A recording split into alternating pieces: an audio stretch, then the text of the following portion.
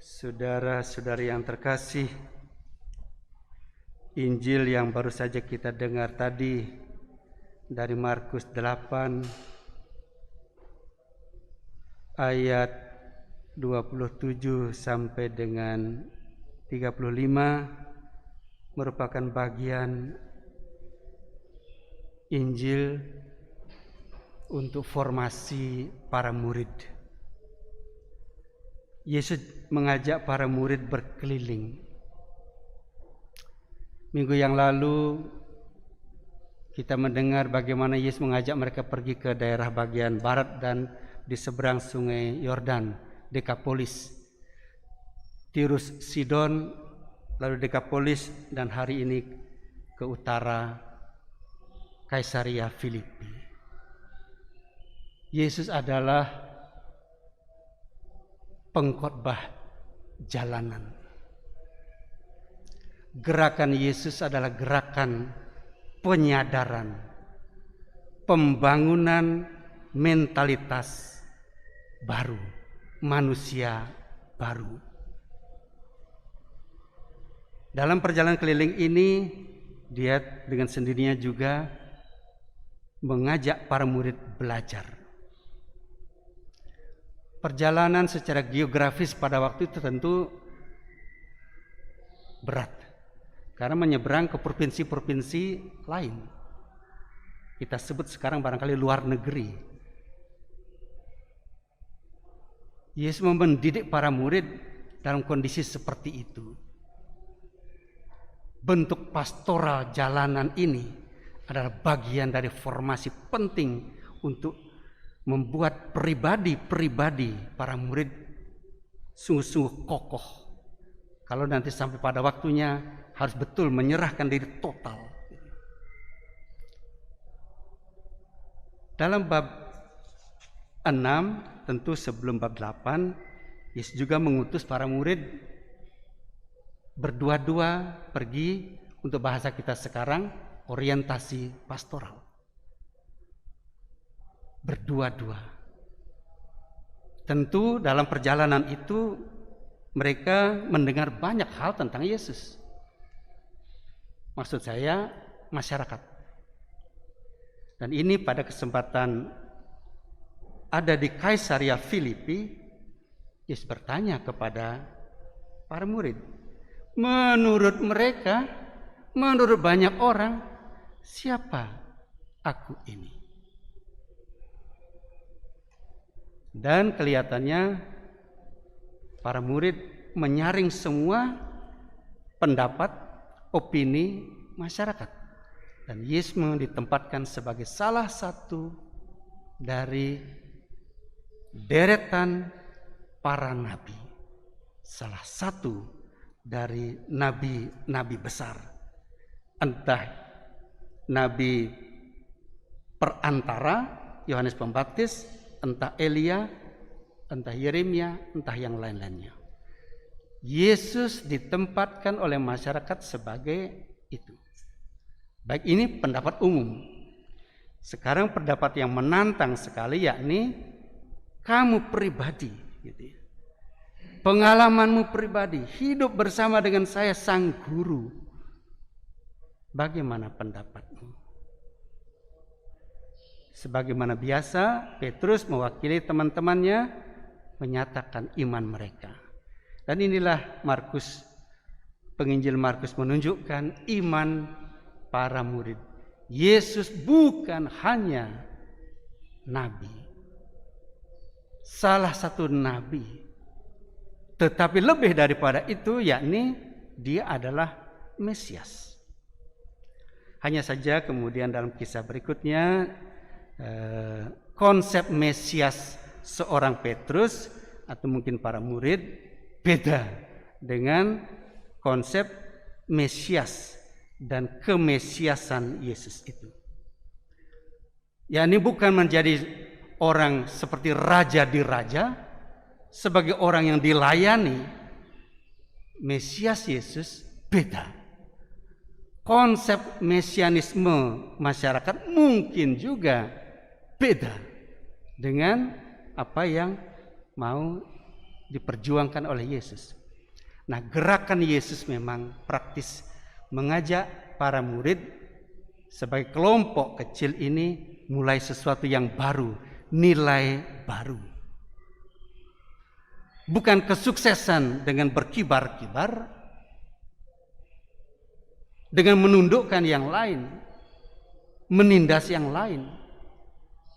Bukan kesuksesan dalam arti itu kesuksesan duniawi. Praktis itu namanya orang menyelamatkan nyawanya, yang kemudian dikatakan kalau orang mau menyelamatkan nyawanya, ia akan kehilangan nyawanya. Sebaliknya, mesianisme Yesus adalah pelayanan. Pelayanan total. Karena itu ketika Petrus menunjukkan sikapnya yang berbeda, tidak mungkin engkau akan menderita. Allah tidak mungkin akan mengizinkan engkau menderita, apalagi mati seperti orang yang betul kalah.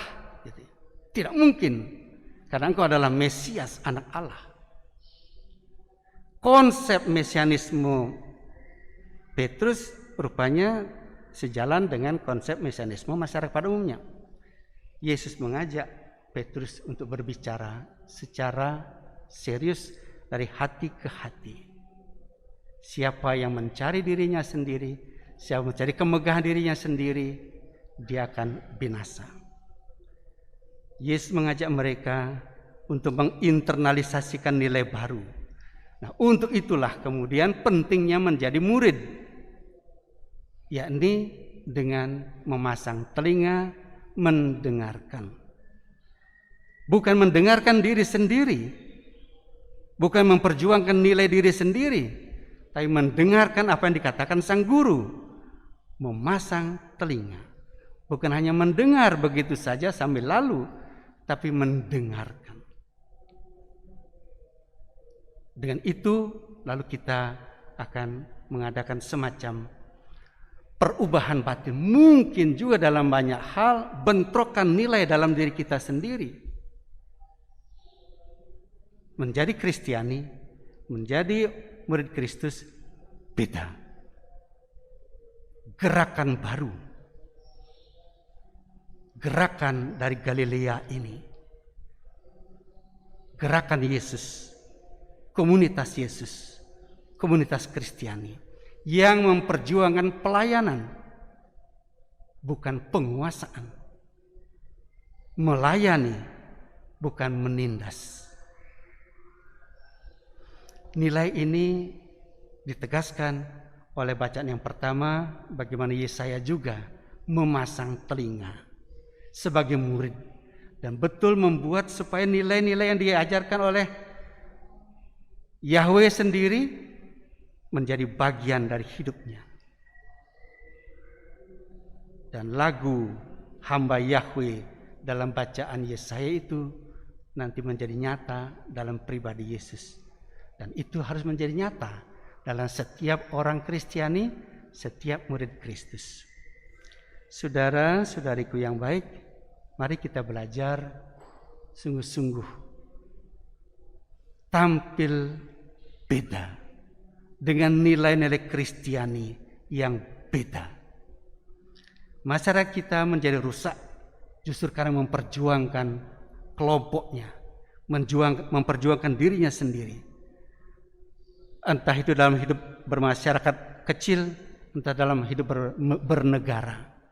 Banyak orang kita yang sok pandai, sok memberi kritik, hanya melihat keburukan-keburukan orang lain, tidak melihat prestasi